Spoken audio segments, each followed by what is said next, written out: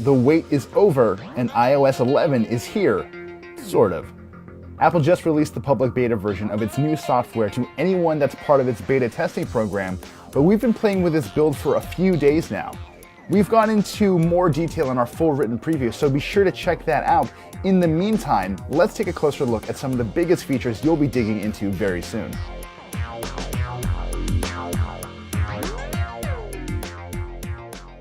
At first glance, iOS 11 looks a lot like earlier versions, especially on the iPhone like we're seeing here.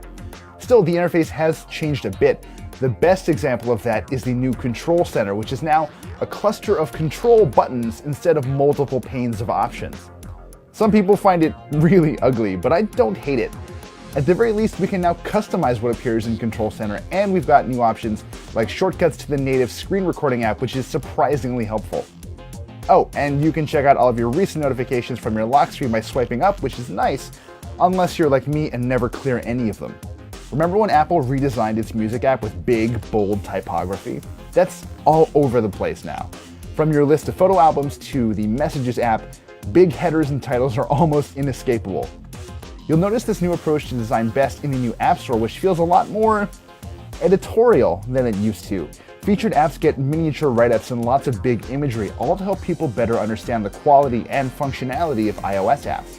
The games and apps sections are now separate too, which is arguably better for developers in search of a big break than us. Speaking of music, Apple is turning it into more of a social network with options to share your playlists and follow other users. Those will sound very familiar if you're, say, a Spotify user like me. Unfortunately, I don't know anyone else running iOS 11, so I couldn't test how this functionality works. Siri, meanwhile, is noticeably better than she or he used to be. It's a good thing too. The idea of a HomePod with old, slightly busted Siri wasn't great. Anyway, my Siri is female and she sounds much better. She can now also respond to more arcane requests like play me something sad and translate things in a handful of languages. More importantly, the underlying intelligence that makes Siri work has been woven into other apps and features. Siri can, for example, help suggest news stories and things you might be interested in inside the new News app, and adds event confirmations from inside Safari straight to your calendar.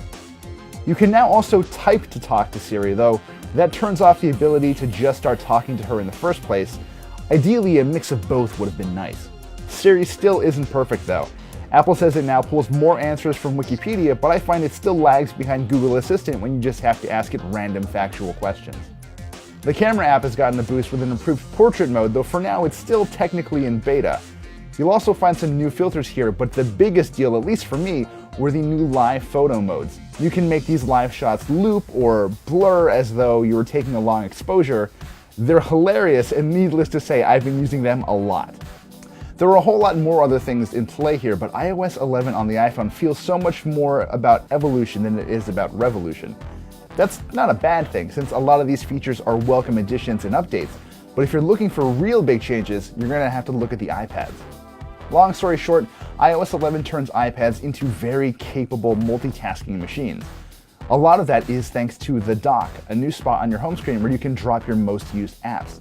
You can pull up the dock while you're using other apps too, and either use it as an app switcher or as a launch pad to get two apps running together side by side. Drag an app from the dock into the main part of the screen and it'll start running in a thin window.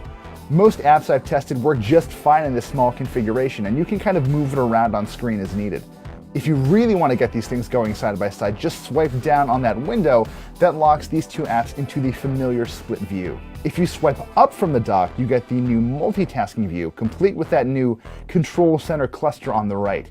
Having those extra options just plop there on the side in the strip kind of looks lousy to me, but I'm not really hopeful that'll change before release. But I digress. All of your recent apps are laid out as tiny windows in a grid, making it really easy to find what you're looking for. My biggest gripe is that you can't just swipe up on those cards to close apps like you used to. No. You have to long press the card and hit a tiny X to do that. The original gesture felt a lot more intuitive and elegant, so this frankly seems like a step in the wrong direction. The most surprisingly helpful new addition is drag and drop, which basically just does what it says. If you have two apps running side by side, you can quickly move images, links, or text from one window into the other. It's made sending emails laden with info and pictures a whole lot faster, but I just cannot wait for other app makers to get on board. Literally all I want to do sometimes is drag a photo from the new Files app into Slack to share it, but that's just not possible yet. Oh, right, there's a new Files app. It's another one of those things that just does what the name implies. You can manage stuff you've saved directly on your iPad along with other services like Dropbox and Google Drive. Those third-party integrations are sort of theoretical right now though. Dropbox Sync is definitely not ready, and navigating your Google Drive doesn't really work the way it's supposed to. It's a great idea in concept, I just can't wait to try it out when it actually works. There are, however, some great new ideas that do already work very well. Check out this on-screen keyboard. Instead of tapping a discrete button to switch layouts for punctuation and numbers and stuff, you can just slide the corresponding key down. The Notes app has been updated with the ability to scan documents on the fly too, which has literally already made my life better when I'm filing all of my expenses. And don't forget about the Apple Pencil. It was always kind of a hassle going through multiple steps before I started writing a note. Now I can just tap the lock screen with my pencil and I'm already writing. Longtime viewers might know that my handwriting sucks, but it's generally clean enough for iOS to understand it. That way I can search for things I've written straight from Spotlight.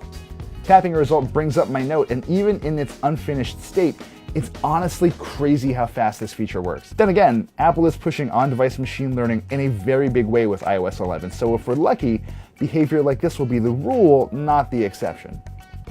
Since we've only had a few days with this software, we haven't been able to test everything new here. Despite the trappings of my job, I don't have a ton of connected home stuff, so I haven't used the updated Home app much. And since my car is relatively ancient, that's a no-go on CarPlay. Similarly, I couldn't try making Apple Pay payments through iMessage or sharing Wi-Fi connection details because I don't have anyone else testing iOS 11 with me. Other features, however, just aren't ready, like multi-room support in AirPlay 2. And while we're starting to see some really neat augmented reality tricks made with ARKit, none of those are technically available in the App Store yet. We'll continue testing iOS 11 right up until its official release in the fall, so stay tuned for much more.